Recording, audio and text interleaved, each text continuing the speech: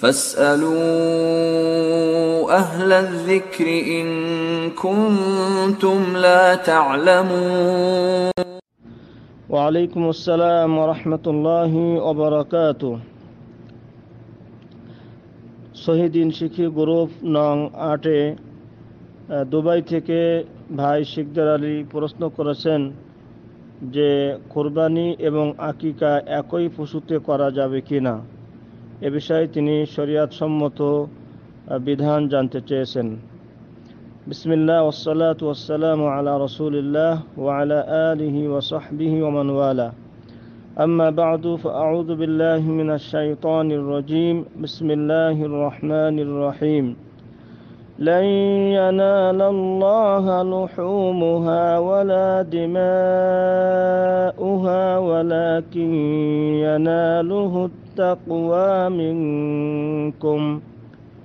আল্লাহ সুবহানাহু ওয়া তাআলা বলেন যে কোনো অবস্থায় তোমাদের জবাইকৃত পশুর মাংস ও রক্ত আল্লাহ রাব্বুল আলামিনের কাছে পৌঁছায় না, পৌঁছায় শুধুমাত্র তোমাদের অন্তরের তাকওয়া, আল্লাহ ভীতি এবং সহি নিয়ত। এটাই একমাত্র আল্লাহর সন্তুষ্টির জন্য তার কাছে পৌঁছায়। সম্মানিত ভাইকে এ সুন্দর প্রশ্ন করার জন্য তাকে ধন্যবাদ। যেহেতু আমাদের সকলেরই সামনে কোরবানি আগত, যা আল্লাহ রাব্বুল আলামিন পশু কোরবানির মাধ্যমে তার সন্তুষ্ট লাভের এক অপূর্ব সুযোগ আমাদের উম্মতে মুহাম্মাদের জন্য দান করেছেন, যা মূলত কঠিন থেকে সহজতরে পরিণত করা, যা শুরু হয়েছিল ইব্রাহিম আলাইহিস সালাতু ওয়াস সালামের জীবনের শেষ বয়সে প্রাপ্ত কলিজার টুকরা ইসমাইল আলাইহিস সালাতু ওয়াস সালামের কোরবানির মাধ্যমে, যার যে প্রথা এবং আল্লাহ নৈকট্য লাভের উপায়ের সূচনা হয়েছে। তিনি নিজে আত্মকুরবানি এবং আল্লাহর সন্তুষ্টির জন্য, আল্লাহর আদেশ পালনার্থে তার সন্তান ইসমাইল আলাইহিস সালাতু ওয়াস সালামকে কোরবানি করার জন্য যখন তিনি উদ্যত হলেন, সম্পূর্ণ আত্মসমর্পণ করলেন আল্লাহর জন্যে।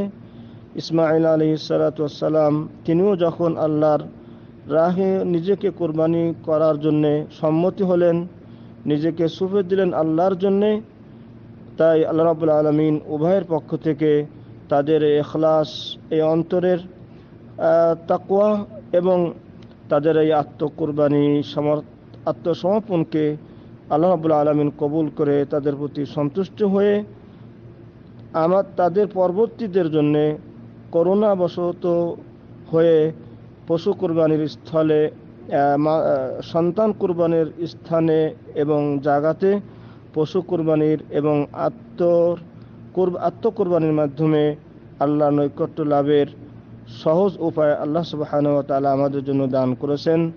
তাই এই সহজ উপায়ে আল্লাহর নৈকট্য লাভের জন্য আমাদের সকলকে প্রচেষ্টা করতে হবে সামনের কুরবানিতে।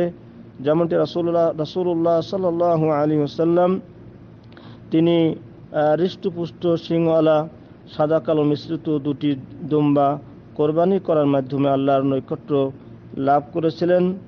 এবং রাসূল সাল্লাল্লাহু আলাইহি ওয়াসাল্লাম বলেছেন, কোরবানির পশুর প্রত্যেকটা লোম এবং পশমের বিনিময় কোরবানি দাতার জন্যে আল্লাহ রাব্বুল আলামিনের পক্ষ থেকে নেকি এবং সওয়াব রয়েছে। তাই সম্মানিত দিনী ভাই ও বোনেরা, কুরবানির সম্পর্কে আমাদেরকে অবগত হওয়া সকলেরই জরুরি কর্তব্য। তাই কুরবানির সাথে আকিকা করা যাবে কি না এ বিষয়ের যেটা ফতোয়া কোরআন এবং হাদিসের দৃষ্টিতে, যেমন ইমাম শাফি রাহিমাহুল্লাহ, ইমাম মালিক ও ইমাম আহমদ বিন হাম্বলের একটি বর্ণনায় আকিকা এবং কুরবানি একই পশুতে করা যাবে না, কেননা আকিকা এবং কুরবানির দুটি স্বতন্ত্র ভিন্ন ভিন্ন ইবাদত, যার কারণ আলাদা।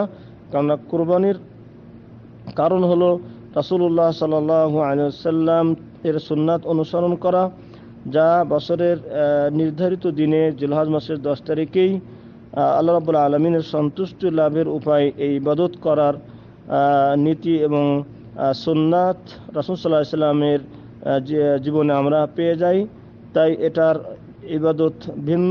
তেমনিভাবে আকিকা যা রাসূল সাল্লাল্লাহু আলাইহি সাল্লাম করেছেন আল্লাহর সন্তুষ্টির জন্য নবজাত সন্তানের মতো নিয়ামত পাওয়ার কারণে, তাই আকিকার কারণ নবজাত সন্তানের মতো আল্লাহর পক্ষ থেকে নিয়ামত পেয়ে সেটা শুকরিয়া আদায় অর্থে আকিকা করা।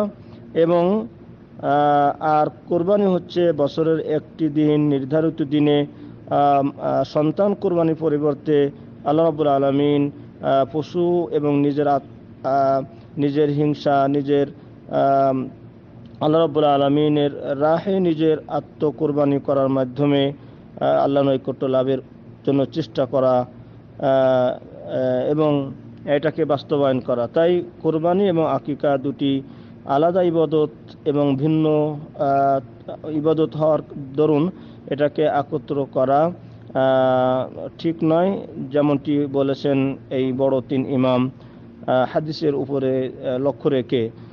পক্ষান্তরে ইমাম আবু হানিফা রাহিমাহুল্লাহ এবং ইমাম আহমদ বিন হাম্বলের আরেকটি মত হলো যে কুরবানি এবং আকিকা একই দিনে যদি পড়ে যায়, অর্থাৎ কুরবানির দিনে যদি নবজাত সন্তানের বয়স 7ম দিন উপনীত হয় তাহলে কুরবানি করলে আকিকা হয়ে যাবে। তাদের দলিল হলো, যেমন ফরজ কেউ যদি মসজিদে প্রবেশ করে সালাত জামাত চলন্তমান দেখে, এ সময় দুখুল মসজিদ না পড়লে তার জন্য ফরজ সালাত পড়লেই দুখুল মসজিদ তার মধ্যে হয়ে যাবে। অথবা কেউ যদি সুন্নাত পড়ে তাহলে তা দুখুল মসজিদ তার মধ্যে অনুপ্রবেশ করবে, তাই কুরবানি করলে আকিকাও এর মধ্যে অনুপ্রবেশ করবে। এ বিষয়ে হাসান বসরি, ইবনে সিরিন, কাতাদা রাহিমাহুল্লাহ তিনাদেরও এই মত রয়েছে। তাই সম্মানিত দিনী ভাই ও বোনেরা, প্রথম যে মতটি সেটাই আল্লাহ নৈকট্য লাভের জন্য বেশি সুন্দর এবং ভালো, যেহেতু কোরবানির মাধ্যমে আল্লাহ সন্তুষ্টি অর্জন করা এবং আকিকাও আল্লাহর শুকরানার্থে এবং তার প্রশংসার্থে নবজাত সন্তানের মতো নিয়ামত পাওয়ার জন্যে পশু কোরবানির মাধ্যমে তার সন্তুষ্টি লাভের জন্য চেষ্টা করা। তাই অবশ্যই যদি আমরা দুটি ইবাদত ভিন্ন ভিন্নভাবে করি তাহলে আল্লাহর সন্তুষ্টি আমরা বেশি অর্জন করতে পারবো, এ বিষয়ে সকলেই একমত। তাই কোরবানির সাথে আকিকা না করে দুটি সামর্থ্য থাকলে, সাধ্য থাকলে ভিন্ন ভিন্নভাবে করেই আল্লাহর নৈকট্য লাভের জন্য বেশি চেষ্টা করতে পারাই আপনার আমার জন্য সেরেও। যেমন আমরা দুনিয়াতে যদি কোনো লাভজনক বিষয় দুটি আলাদা আলাদাভাবে পাই তাহলে আমরা একটার উপরে ক্ষান্ত হই না, বরং দুটার মাধ্যমেই আমরা পার্থিব জীবনকে সুন্দর করতে চাই। তাহলে পার্থিব জীবনের থেকে অবশ্যই আমাদের আখিরাতের জীবন অতি দীর্ঘ এবং অতি অবশ্যই শ্রেষ্ঠ এবং অপরন্ত। তাই আল্লাহ নৈকট্য লাভের জন্যে ভিন্ন ভিন্নভাবেই আকিকা এবং কোরবানি করতে পারাই আপনার আমার জন্য শ্রেয়, যা আল্লাহ রাব্বুল আলামিনের নৈকট্য লাভের জন্য বেশি উত্তম উপায়। তাই আমাদেরকে আল্লাহ নৈকট্য লাভের জন্যে শরীয়ত সম্মত সব উপায়গুলির মাধ্যমে আমরা চেষ্টা করতে পারি এবং এক্ষেত্রে আমরা সফল ও বিজয় হতে পারি। আল্লাহ আমাদের সবাইকে সেই তৌফিক দান করুন। সম্মানিত দিনী ভাই ও বোনেরা, আমরা এই সুন্দর কথাগুলি ইসলামের যে কোনো মাসলা এবং বিধানগুলি আমরা যে কোনো উপায় শুনব, বিশেষ করে এই হোয়াটসঅ্যাপ মাধ্যমে যেটা আমরা শুনব এটা অন্যের কাছে পৌঁছায় দেওয়ার জন্য আমরা সচেষ্ট হব, যাতে করে এই ইসলামের এই নিয়ামত, এই আখিরাতের এই সওয়াবের বিষয়টা নিজের মধ্যেই সীমাবদ্ধ না রাখি, বরং আমি নিজে উপকৃত হওয়ার পাশাপাশি আমার আপনজন, বিশেষ করে নিজের পিতামাতা, নিজের ছেলে সন্তান, স্ত্রী পুত্রর কাছে এবং আরও বন্ধুবান্ধবদের কাছে ইসলামের এই সুমহান আদর্শ এবং শিক্ষাকে অন্যের কাছে পৌঁছায় দেওয়ার মাধ্যমে আমরা রাসূল সাল্লাল্লাহু আলাইহি ওয়াসাল্লাম কর্তৃক যে জিম্মাদারি বাল্লিগু আন্নি ওয়ালাউ আয়া, ইসলাম সম্পর্কে আমি নবী থেকে যতটুক জানো সেটা অন্যের কাছে পৌঁছায় দাও, এই জিম্মাদারি আমরা পালন করতে পারি এবং এর বিনিময়ে আমরা আল্লাহর কাছে সওয়াব এবং নেকি পেতে পারি। আল্লাহ আমাদের সবাইকে এই দিন প্রচারের কাজে আমাদেরকে সহযোগিতা করার এবং অংশীদার হওয়ার তৌফিক দান করুন। আমিন। হাদা ওয়াসাল্লাল্লাহু আলা নবিয়িনা মুহাম্মদ ওয়া আলা আলিহি ওয়া সাহবিহি আজমাইন। আসসালামু আলাইকুম ওয়া রাহমাতুল্লাহি ওয়া বারাকাতুহু।